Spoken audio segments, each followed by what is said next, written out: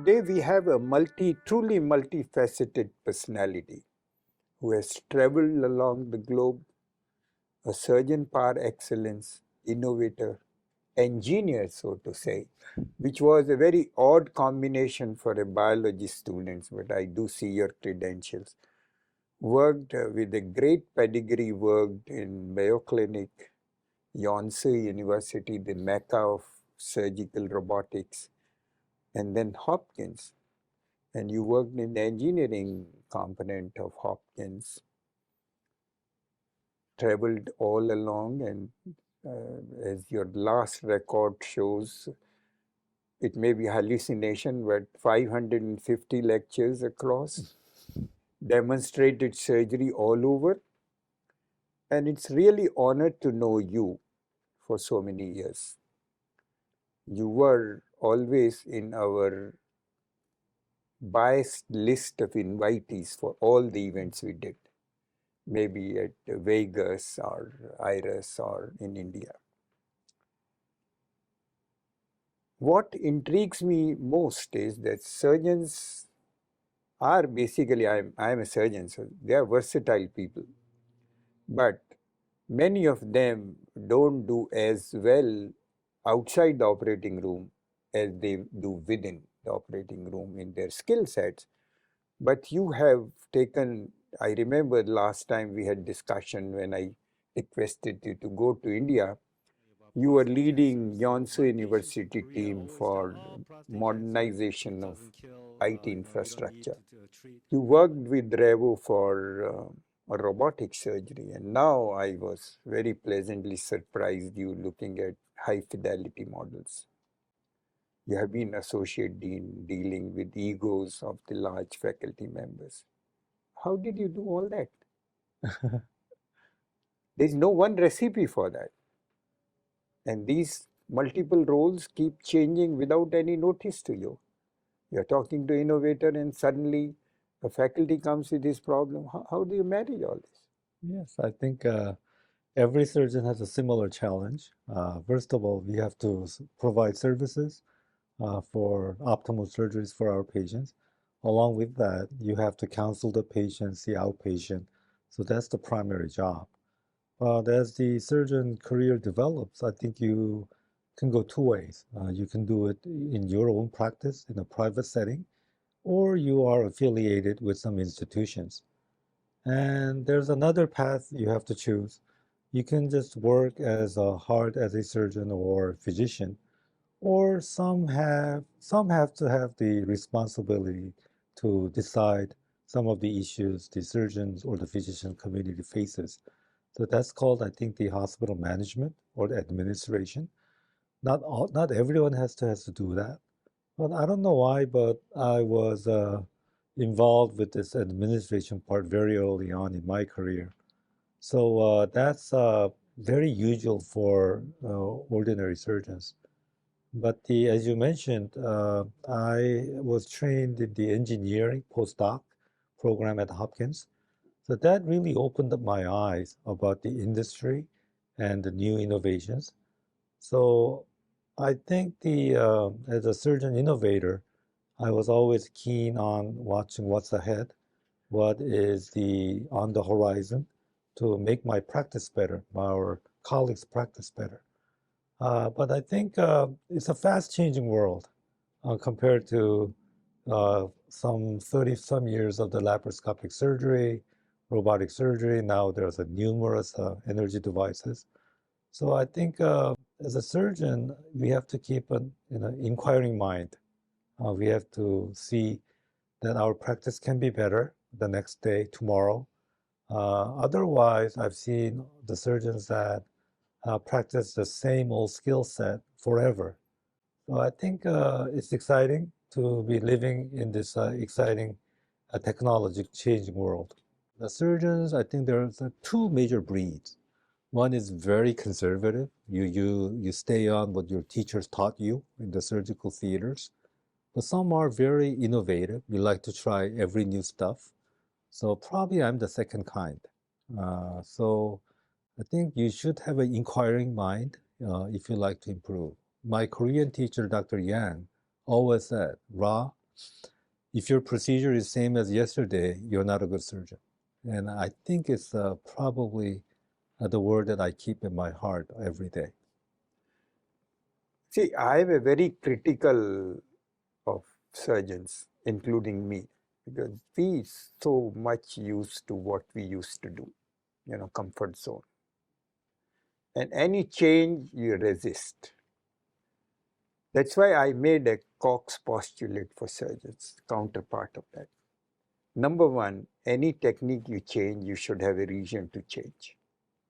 Not that he does with left hand and I'll do with right hand and publish, or first case done in Seoul or something like that.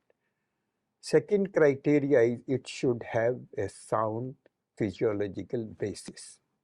Why you think it's going to work over the previous one. Third thing is you demonstrate the technique for reproduction. A beautiful 3D videos shown in the pictures, and now you can really make out what is the technique if the surgeon is already in that field. And most important thing is still it is a fantasy until you show a long-term documentation on the patient. My bother, I went into so many halls in the videos. The technical part is being adored by the audience, but we don't get to see that Dr. Rha, and that's why I am making this comment, because one of the procedures, Bocciardi, has passed all the tests of the critical. There was a need. Nobody bothers about erectile dysfunction except for the United States that much, or the West.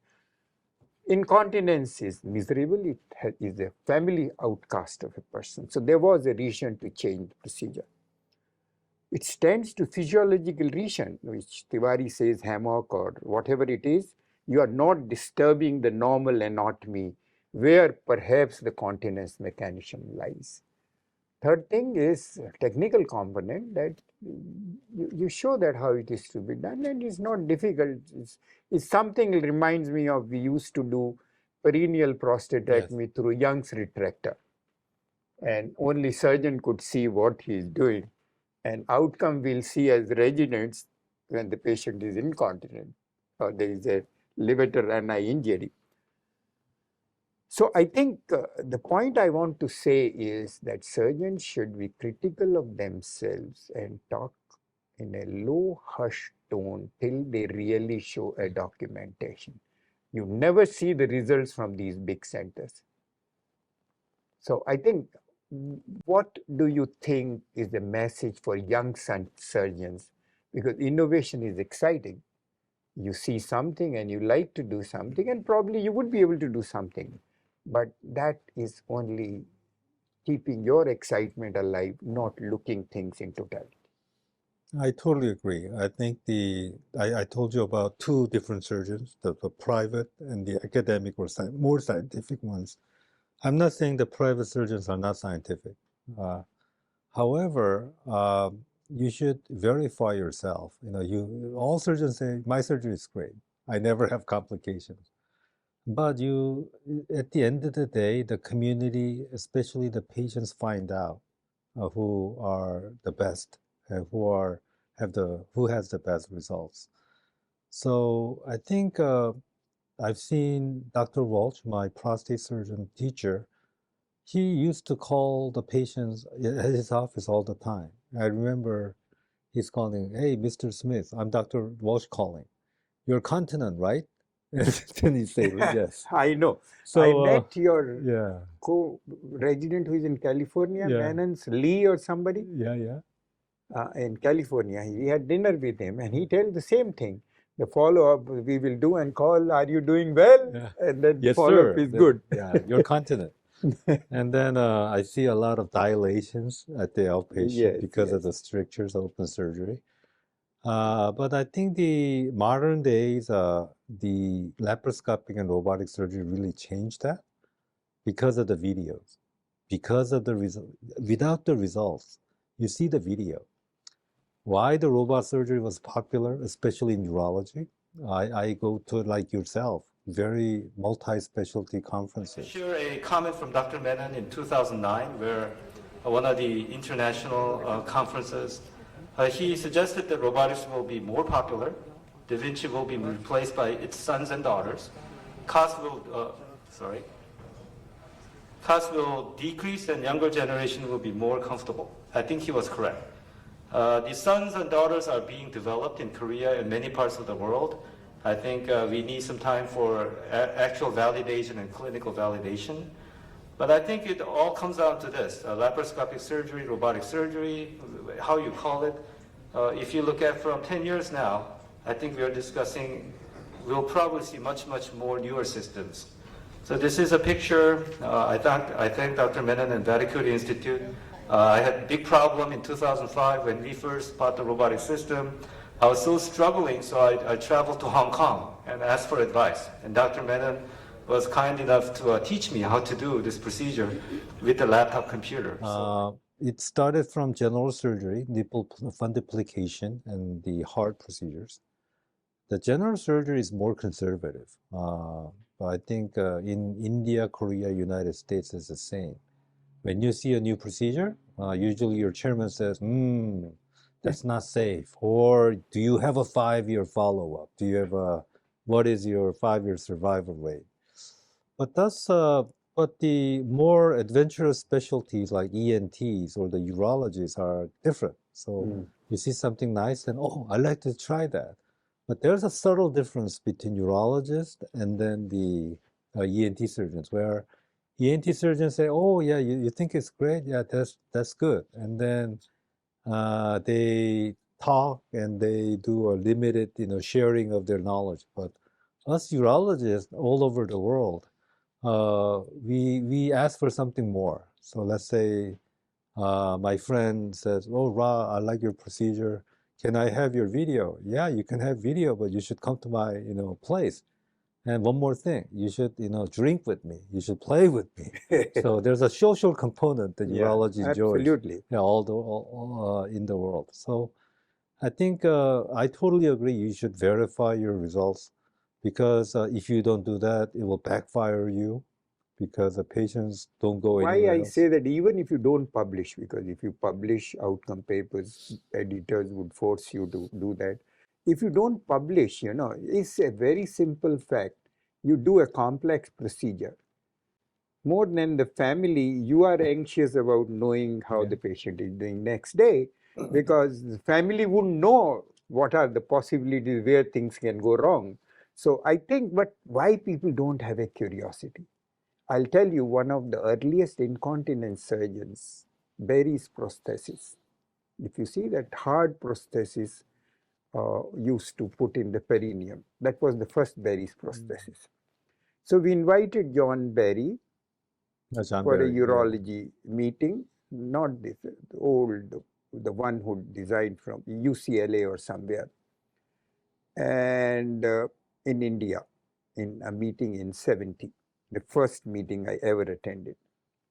And I was a master of surgery student and fascinated with urologist and all.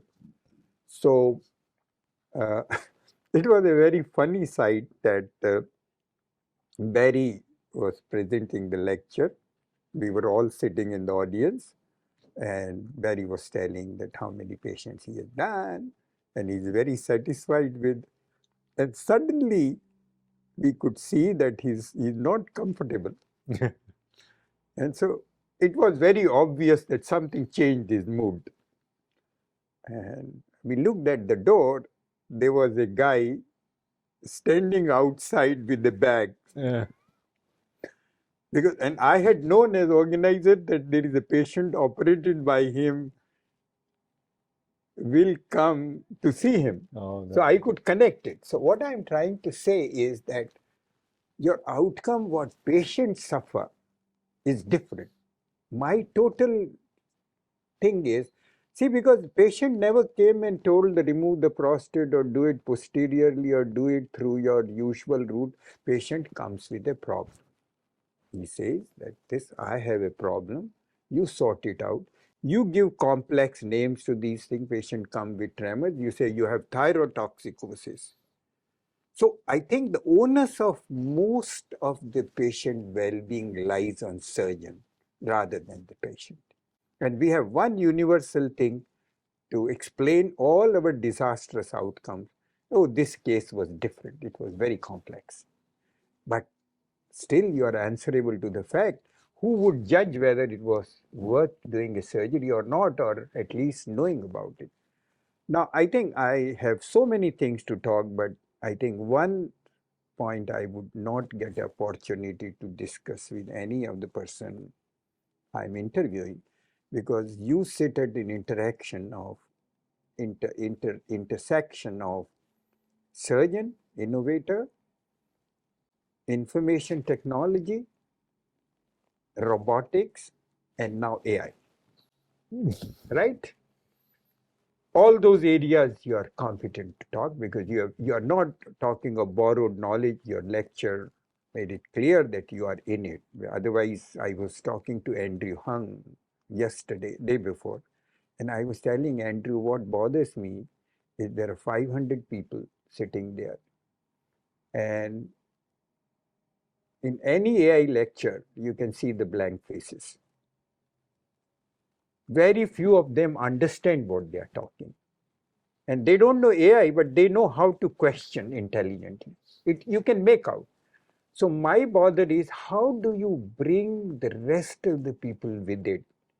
Can we design a course, not lectures, wherein really, and that showed in your lecture, what is feasible, what is not, what is regulatory wise, but at least you brought it to the clinic to say that this is, we have tried, this will work, this will not work, this is how it is going to cut your time.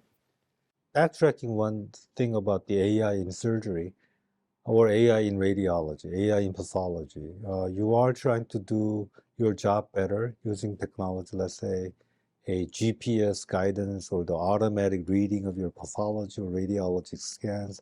That's very professional. A surgeon's life lives in a real world. You don't just do surgery and academics. You have to see patients. You have to round the patient. You have to build your your performances. So because I was the hospital administrator at Yonsei, I believe that component is so important too. Mm-hmm. So this is a totally new approach. So that I think the AI can do that part very, very well. So we call it in Korea is a streamlining the service industry. Let me give you an example. At Starbucks, you make a minimum wage. Uh, why can he or she working at Starbucks can make $100 an hour? It's because of the productivity. You can only make a coffee so much. You can only deliver so many things with your two hands. But if your AI assistant or robot can help you, let's say you have like 10 hands and do it simultaneously, then you can make more money. In hospitals, I think the question was what will happen in clinics? I see globally, maybe universally, there's a shortage of people helping you. It's not going to get better because it's going to have a more information influx to the system. So somebody has to address it. I think the AI will replace some of the basic encounters or the questions that patient might have at the outpatient. I will probably see it's like the driving experience you have with Google Map today. So used to be all of us just drove with from our memories, or we download a web search engine. I remember the web page called the MapQuest. Mm-hmm. I tried to Yes, print yes, it yes. out and tried to drive around. Yeah, yeah. But nobody Triple does A it here, anymore. we'll go to Triple A and Yeah, get the Triple A. maps. Before that, you go to somebody prints out the map and you But it drive. was one thing very good, Koon, Yeah. that my wife would never drive, but equally she would be involved guiding me Yeah. where to go. You're a Otherwise, now she sleeps with a pillow. yeah. So, So what I'm saying is it's happening today. mm, The preliminary form in the clinic today, patients comes with this searches. Now with advanced searches, it will very quickly come from the ChatGPT like searches mm, of he or her conditions, and they have a map. Now they have a MapQuest style map of a clinical information. What is necessary today, I think, the clinicians have to have their own map too to battle this situation. So, but like it or not, it's inevitable. The patients will have their own assistant or LLMs or the AI engines. The physicians, on their term, is called the clinical decision support engines.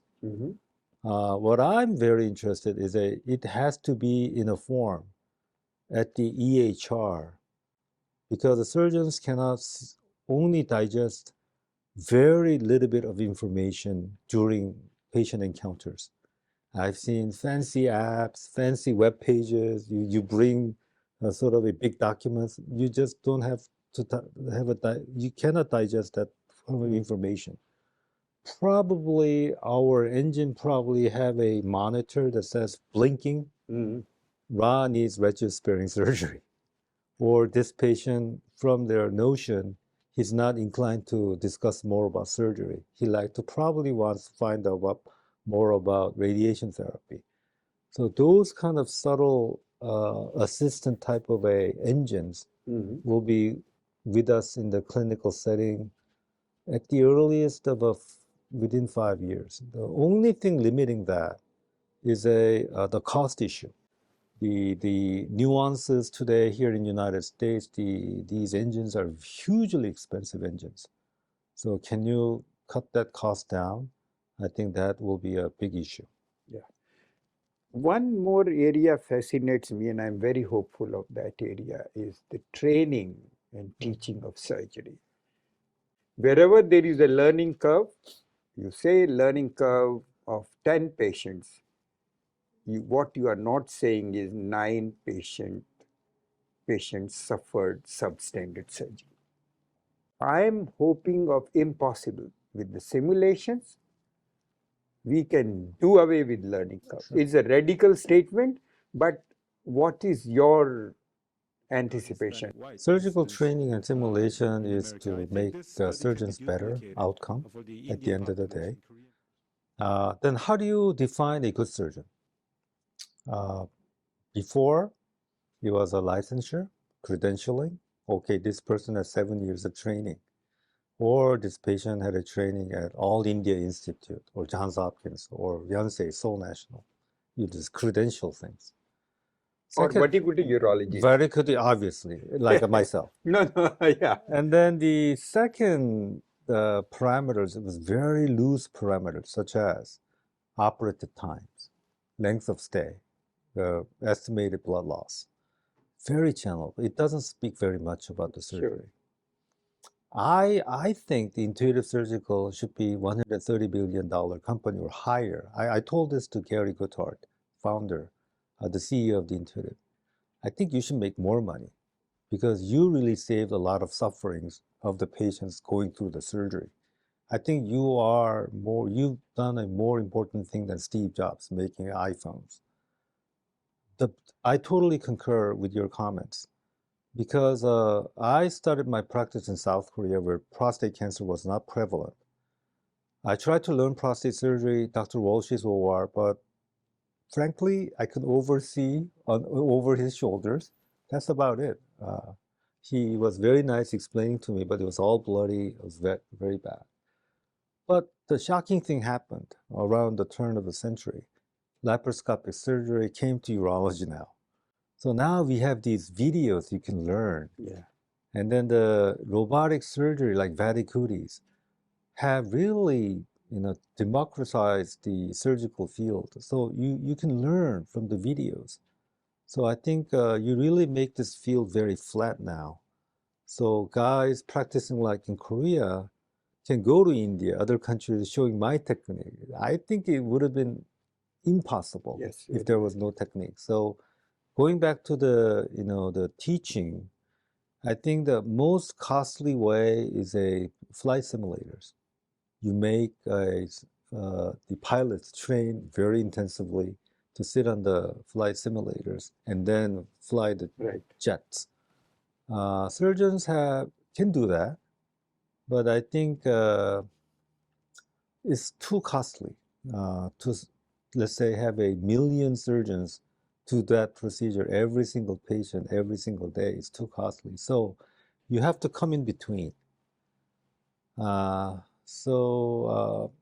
think that is a big issue. Education and training in surgery always will be a big issue. Another way of making surgeons better is to uh, tell during the steps of the surgery. So I was intrigued about making a console with a the clinical decision support tree, like the surgeon's cockpit, the pilot's cockpit, where this is a danger zone.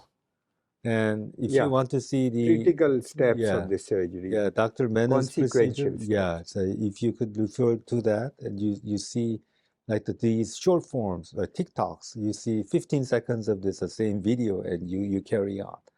So there's numerous ways you can minimize complication, better outcomes, but the technologies really have not put into our practice yet. Yeah, so I think I'm glad you mentioned about your learning prostate surgery, barely able to see. And first, teaching attachment came. Don't be too mean. Share what you see inside was the slogan. I witnessed a surgeon in England, and his resident would not enter because all of them, he'll be able to say where the surgeon is. So I asked him, what is this? He said, no, don't look at it, look at the mops. This surgeon had a habit of millions prostatectomy. He will take a mop out and throw it on the roof. So he can say, oh yes, he has done with it. There is no new mop, means surgery is closed. We have come from those times to these times. I have one last question, which I want to get an answer for myself. Currently, there are different agendas in AI, I see. Companies have their agenda. Innovative technologies have their agenda. Hospitals has a different agenda. Surgeon has a different excitement agenda. And patient has no agenda. These entities decide his agenda. How do you think the cohesive approach, which would be the best approach for humanity, coming up in near future? We were in this situation before. I think there were three peaks we had as a human race. Number one came in 1980s, where documentation became word processors. You use computers to document digitally. Computer programs like ultrasound came in. Number two was the days of the internet. I think many of you remember Lycos, yeah, or Yahoo, yeah. The Google is there. Yeah. What I'm saying is that there will be some confusion. There will be many companies doing the same thing. But at the end of the day, the customers and the markets, the patients will choose which is the best, few of them. Number three has been the mobile explosion. Yeah, Apple, and then all these apps. I think number four has come. I used to think it will be the optimization of service industry, as mentioned about Starbucks workers or the delivery consolidation. People. Yeah. But I didn't think it was AI that coming this fast. So since 22 November 30th, when the ChatGPT was launched, I think we're living in a very different world. So I'm very excited to see, witnessing this explosion, fourth explosion of technology in computer science. Okay, we are coming to a close of the interview. Closing remarks on any message for Vattikuti Foundation you have witnessed for 3 decades, 2.2 decades, and mostly the young surgeons who would be listening to your interview, that what's the pearl of wisdom you give to them so that they don't hit blind ends as we did, and U-turns to get a straight path. Yeah, I'm very fortunate to meet Mr. Vattikuti personally many times. Very inquiring, open, humble, and especially very keen interest in new technologies, especially medicine too. As a physician and surgeon, I think we owe to our patients to keep that stance, to be humble and open to new technologies. It is very hard to find time, but these days there are so many now avenues now. You can watch YouTubes, you can watch Instagrams. There are so many sources. You don't have to go to library or watch TV anymore. So I think you should make a habit of learning, self-learning yourself uh, to experience what's out there in the society or the our surgeon community.